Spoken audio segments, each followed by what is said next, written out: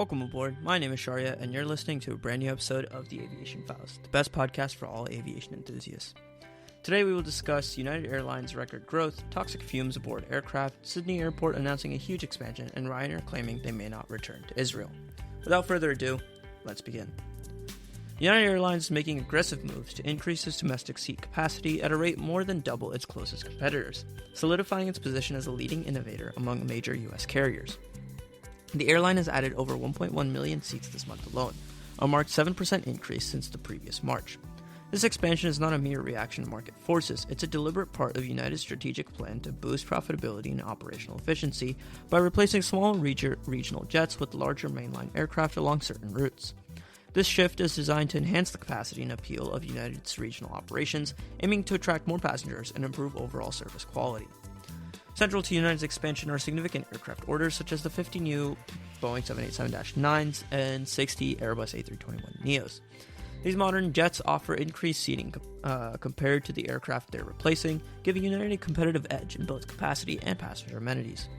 The airline's focus on upgrading its fleet increases its ability to serve more travelers while keeping costs in check, which is crucial as the travel industry continues to recover from pandemic-driven disruptions. United's approach is now a case study for how legacy carriers can scale efficiently in a challenging environment. The U.S. airline landscape is dominated by four carriers: American, Delta, Southwest, and United, which together comprise nearly 70% of total domestic capacity. While American Airlines still leads by passenger volume, operating more than 21.7 million seats this month, United's capacity growth rate is unmatched, significantly outpacing rivals like Delta and Southwest, which are also adding seats but at a slower pace. Allegiant Air, outside the Big Four, has posted a notable 22% capacity jump, showing that agile smaller players can still make sizable gains in niche markets amid ongoing industry shifts. Despite the general trend of expansion, some carriers are shrinking. Spirit Airlines, for example, has decreased its seat availability by 12% this month, a loss of approximately 540,500 seats. This reduction stems from operational challenges and changing travel patterns, reflecting a broader market where capacity strategies are closely linked to financial performance and evolving consumer demand. Meanwhile, Breeze Airways and Canada's Porter Airlines have posted strong gains, with Porter increasing in U.S. capacity by an impressive 76%. Route level analysis reveals diverse regional trends. The Denver-Phoenix line currently stands as the busiest domestic route, with a 5% year-over-year increase in capacity. Los Angeles to San Francisco has seen a remarkable 22% growth, exemplifying United's aggressive capacity additions in key markets. However, other routes, notably Atlanta-Fort Lauderdale, have faced steep declines in available seats, down 16%, showing that capacity growth is not uniform across the networks and remains sensitive to local demand and broader economic factors. Major U.S. airports reflect these competitive dynamics. Atlanta's Hartsfield-Jackson is the busiest, accommodating over 5.3 million departing seats this month. Dallas-Fort Worth, Denver, Chicago O'Hare, and Los Angeles International are other top hubs, serving as the operational nerve centers for leading airlines. United's growth presence at Denver highlights its regional growth ambitions, while America's dominance at Dallas-Fort Worth and Delta's at Atlanta reinforce the importance of strategic hub operations. In summary, United Airlines' aggressive capacity expansion marks a turning point in the domestic aviation market, setting a new benchmark for scale and efficiency. The airline's fleet renewal and operational overhaul are carefully tailored responses to competitive pressures and changing traveler preferences. While some routes and carriers retract amidst uncertainty, United's forward-looking strategy positions it to shape the future of U.S. air travel over the coming years. Now, recent reports have indicated a concerning rise in incidents involving toxic fumes and air contamination aboard commercial airliners, raising alarms among aviation safety experts. These toxic fume events are not new, but have been increasing in frequency and severity, often leading to crew incapacitation and health complaints from passengers. The causes of such incidents typically trace back to bleed air systems, which channel air from aircraft engines into the cabin, sometimes allowing oil, hydraulic fluid, and other chemicals to leak into the pressurized environment. This issue has prompted industry scrutiny and calls for stronger protections and technical reforms. Fume events often manifest as visibly smoky or odorous contamination within the aircraft cabin, catching passengers and crew off guard. Symptoms reported by those exposed include headaches, dizziness, respiratory irritation, and in most extreme cases, loss of consciousness. Flight attendants are frequently first responders during these events, struggling to maintain cabin safety while managing their own symptoms. In several documented cases, pilots have also reported confusion and impaired judgment, which can directly compromise flight safety. Investigations into these incidents have revealed systemic gaps in monitoring and response protocols. Aircraft manufacturers have designed modern airliners with bleed air systems, but incidents of contamination remain difficult to predict and prevent due to the complexity of jet engine operations and intermittent nature of leaks. The industry calls for comprehensive onboard air quality sensors and stricter maintenance checks, and the call is growing louder among aviation unions and health organizations, yet regulatory change has moved slowly. Legal and medical repercussions have also risen as a result of these events. Several lawsuits are now underway, with affected crew members and passengers seeking compensation for long-term health effects allegedly sustained from exposure on board. Studies have begun linking repeated fume exposure to aerotoxic syndrome, a controversial but increasingly recognized set of health symptoms linked to contaminated cabin air. The aviation industry faces mounting pressure to not only address acute flight incidents, but also to acknowledge them and mitigate the chronic risks for frequent flyers and crew. Airline responses have varied, with some carriers investing in improved filtration systems and enhanced crew training. However, critics argue that technical fixes are not sufficient unless supported by transparent incident reporting and robust federal oversight. The lack of standardized reporting mechanisms means that true rates of fume events may be undercounted, contributing to complacency among manufacturers and regulators. Meaningful reform will require broad cooperation across the aviation sector. Public awareness is rising, with passengers increasingly aware of the risks and advocating for better protection. Social media platforms and news outlets have amplified stories of affected flyers and crew, transforming technical issues into mainstream consumer concerns. Advocacy groups argue that as travel resumes at record rates, it is vital that airline safety evolves to meet new health threats posed by cabin air contamination. In conclusion, toxic fume events aboard commercial airliners represent a growing challenge for aviation safety. While technical and regulatory reforms are under discussion, many believe change is overdue. The industry faces a crossroads as it adapts to growing market pressures and heightened scrutiny over passenger health and crew welfare in modern flight.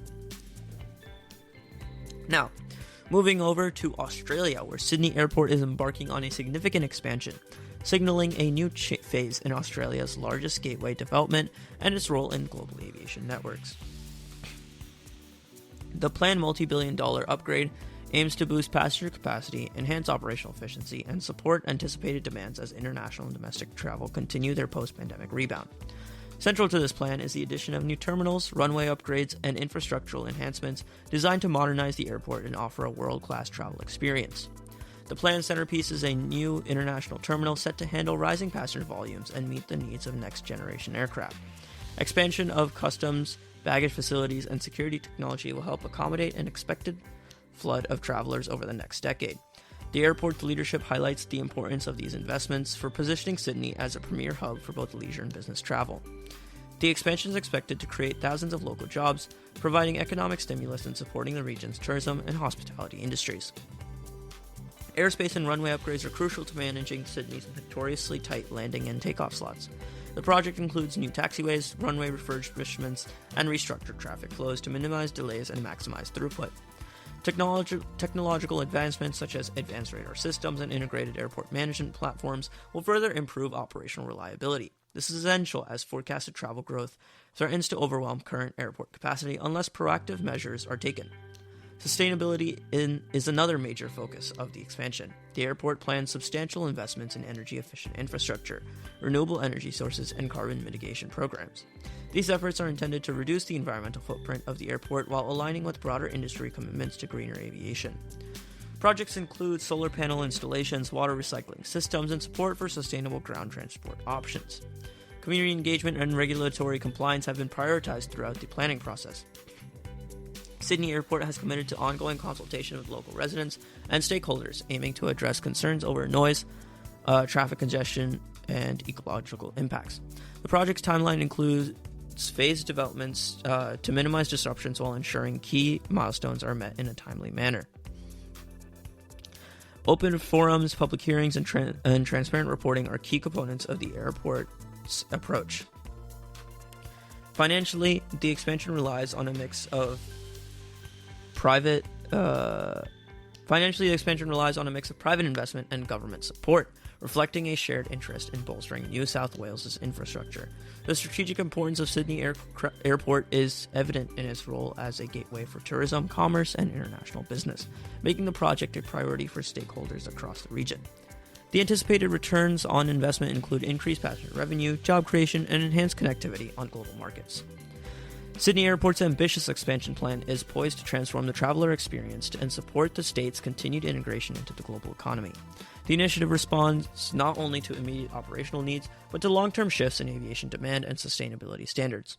As work progresses, the airport will remain a focal point of growth, innovation, and community dialogue in the evolving landscape of air travel.